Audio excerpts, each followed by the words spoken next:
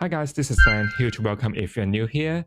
It is the time for the ultimate check-in. I have read quite a lot of books in 2025 so far. Some of them are masterpieces. Some of them, should I say, I regret my time spending with them. So today we are going to do what every chaotic reader loves, a brutally honest tier ranking of all the books that I finished in 2025. This is kind of inspired by the last video I made, which is like the book haul, where I talk about those books that I have bought this year, how many of them I have read, some of them I haven't, but this time I will focus on all the books I finished in 2025. So as you can see on the screen, we have 5 tiers here and they are representing 5 stars to 1 stars. 5 star we have Sent by the Gods, then we have 4 stars Champion of Realms, 3 star Glad I Read It, 2 star Kinda Just There, lastly 1 star I Regret Everything. I want to capitalize everything but the box is too small. I think 5 tiers is more than enough because I always rate book like 1 star, 2 star, 3 stars, so on and forth.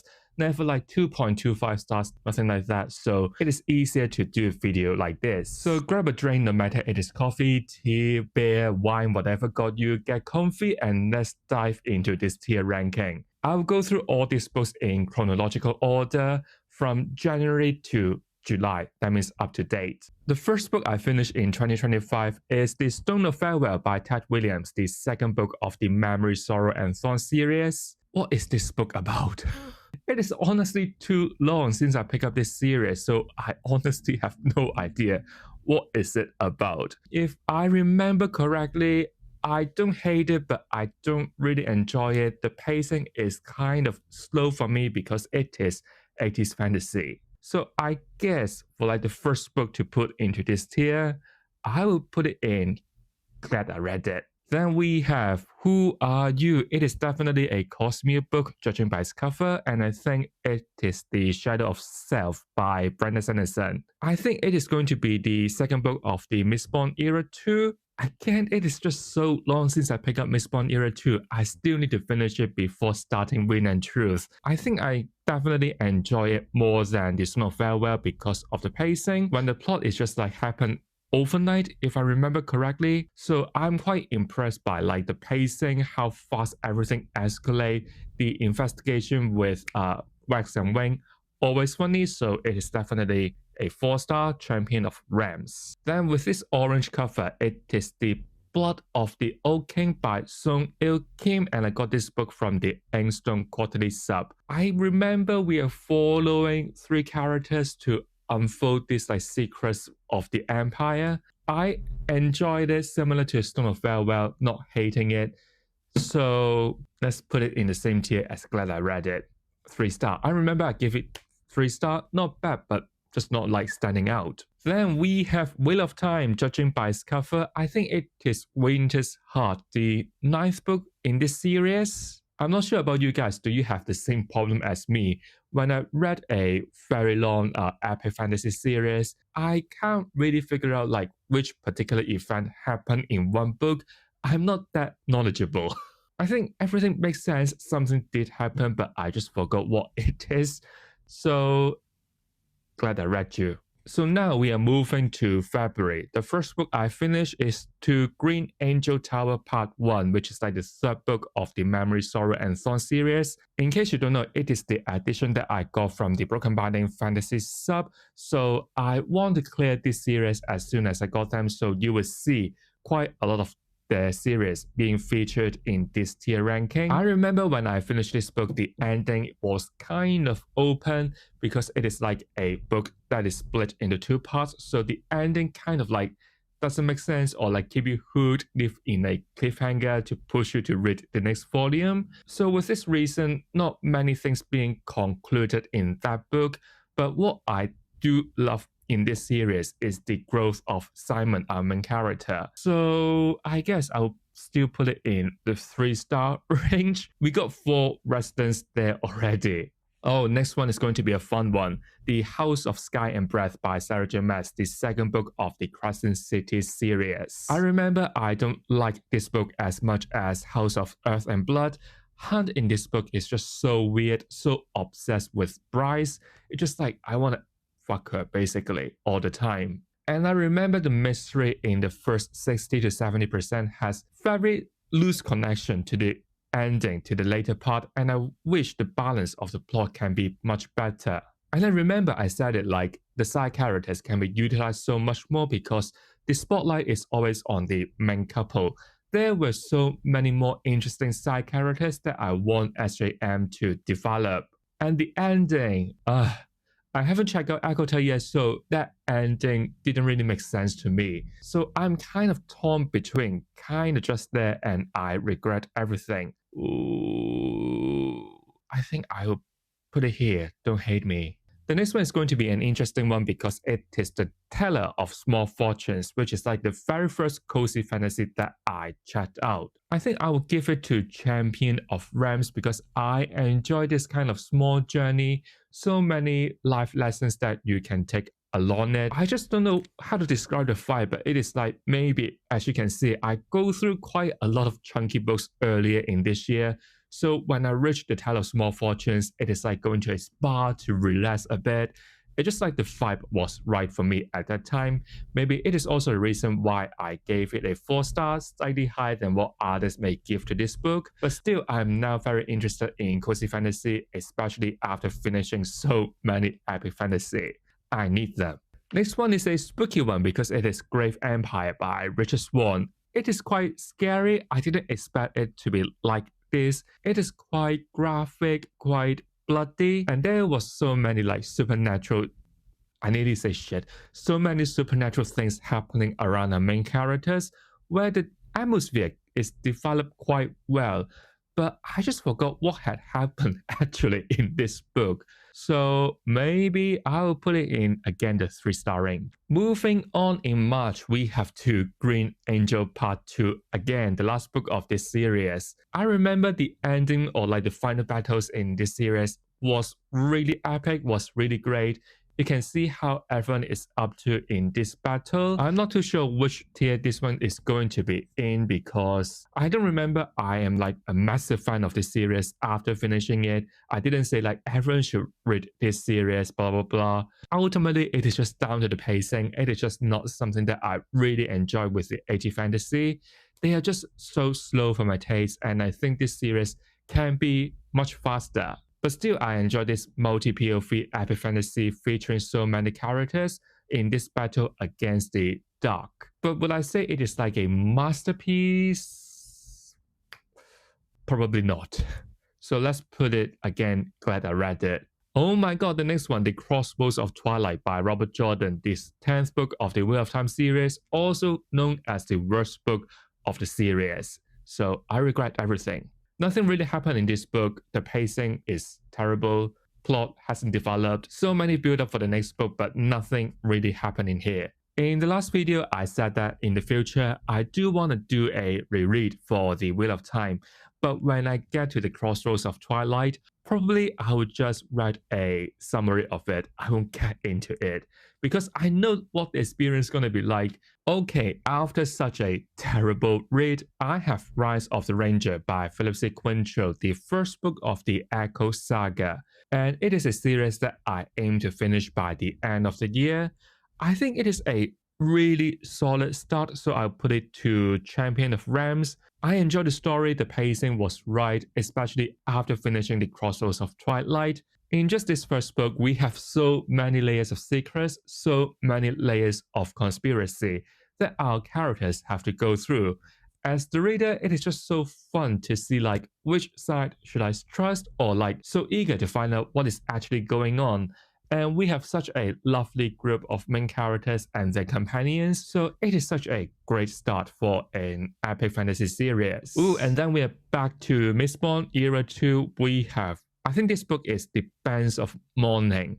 And I remember I gave this one a 5-star. For the first 2 books in the Mistborn Era 2, I enjoy it, but I just find something is missing, and I guess that was the character depth. But in the Bands of Mourning, everyone was there, and you can really see the different sides of the side characters other than just Wax and Wayne. And I think the plot itself is always interesting. The investigation process with Wax and Wayne is always fun, always dangerous, always like full of actions. so no reason not to give this one a 5-star. Coming to April, the first book I finished was a new release at that time, A Drop of Corruption by Robert Jackson Bennett, the second book of the Shadow of the Leviathan series. It is a different take on fantasy because it is a mystery and our main character, Dean and Anna, would need to find out the truth of a mysterious case, shall we say. Other than fantasy, I always love a mystery. My favorite anime of all time is called Case Closed in English, or you can search it as Detective Conan. I always love that series because I love solving cases together.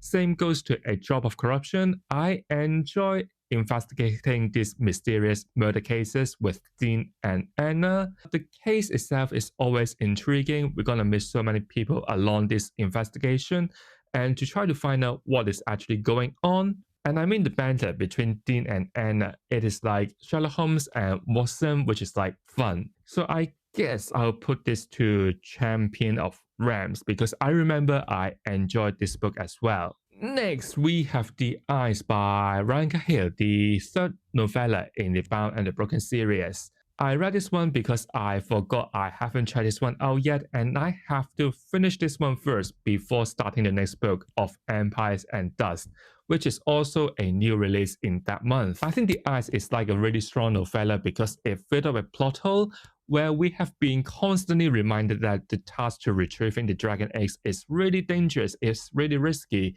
We sacrifice quite a lot for it. So, not Rand, who is the main character called?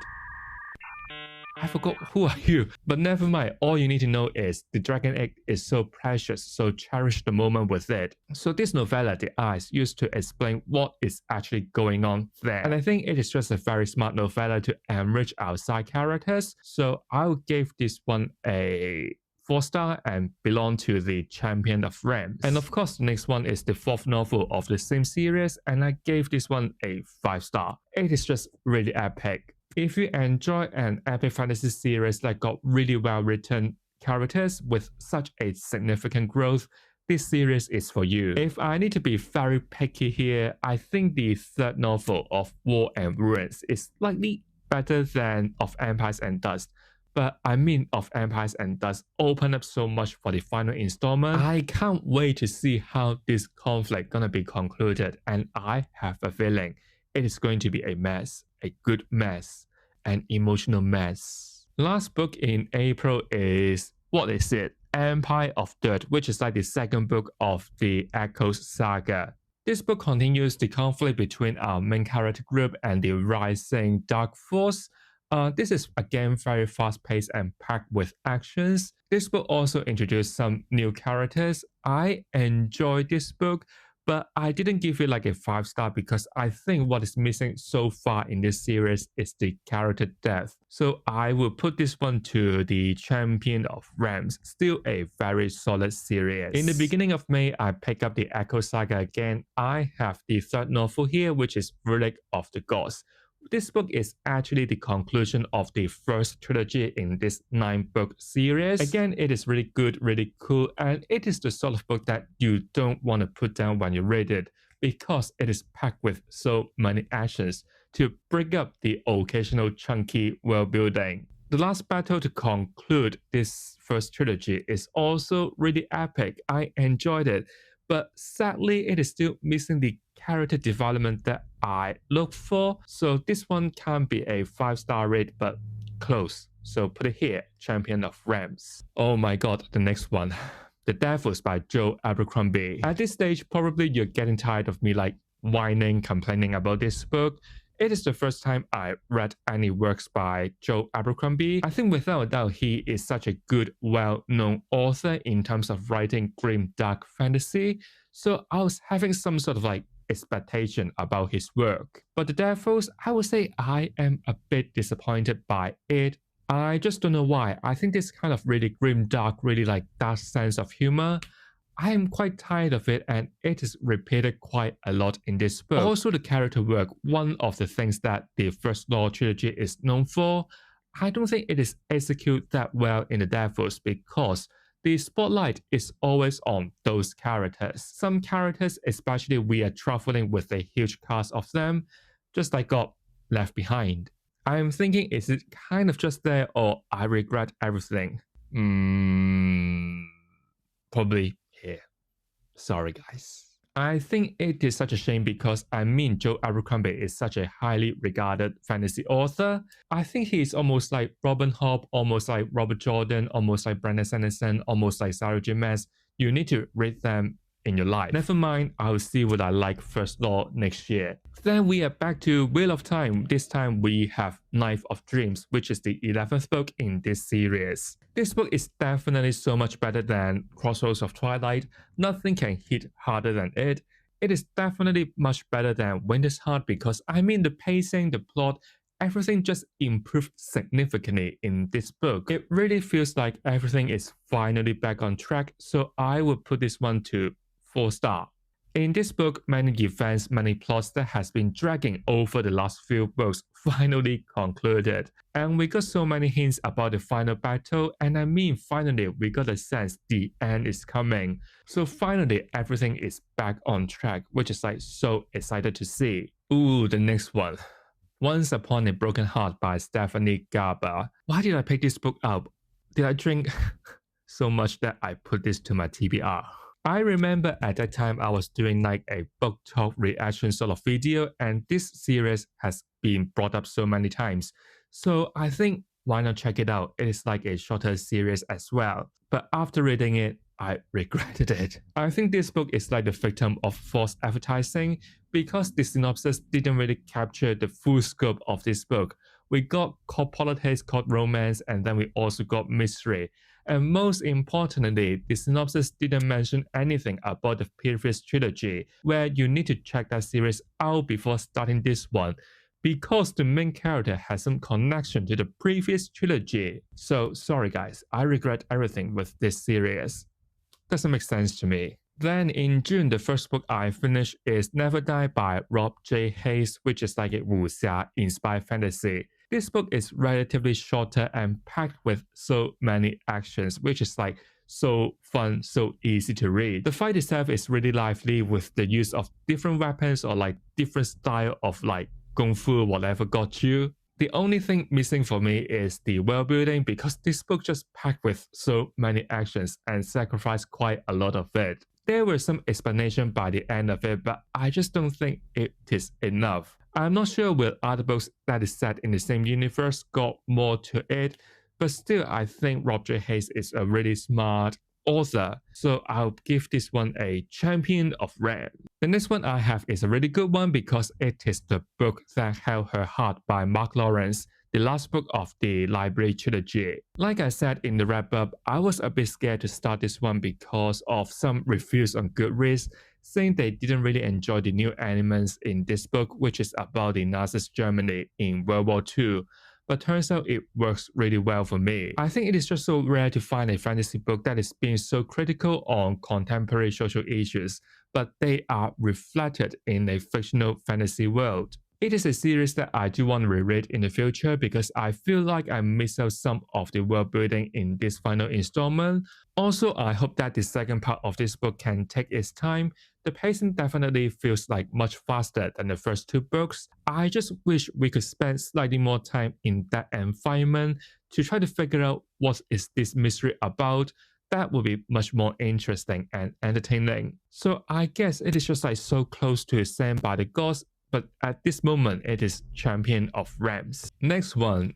Do I need to explain much here? It is Magician by Raymond E. Weiss, which is the first book of the Rift War saga, and it is the second series that the Broken Binding Fantasy sub is doing. But unfortunately, I regret everything with this book. It is the only book that in my life I have ever DNF while I was halfway through. The concept of an alien race invading our main character's world through a portal is interesting, but I just find the pacing kills it all. There were so many unnecessary details in one single chapter, and it is just so hard to push through. Even for all the books that I have put on this tier, I can still push through. I can be like really determined to finish you, but for The Magician, I really can't. The pacing of 80s fantasy is just so slow. I just can't get it done. I have to DNF it. And then we have something better because it is The Fall of Neverdark by Philip C. Quintrell, the fourth book in the Echo Saga.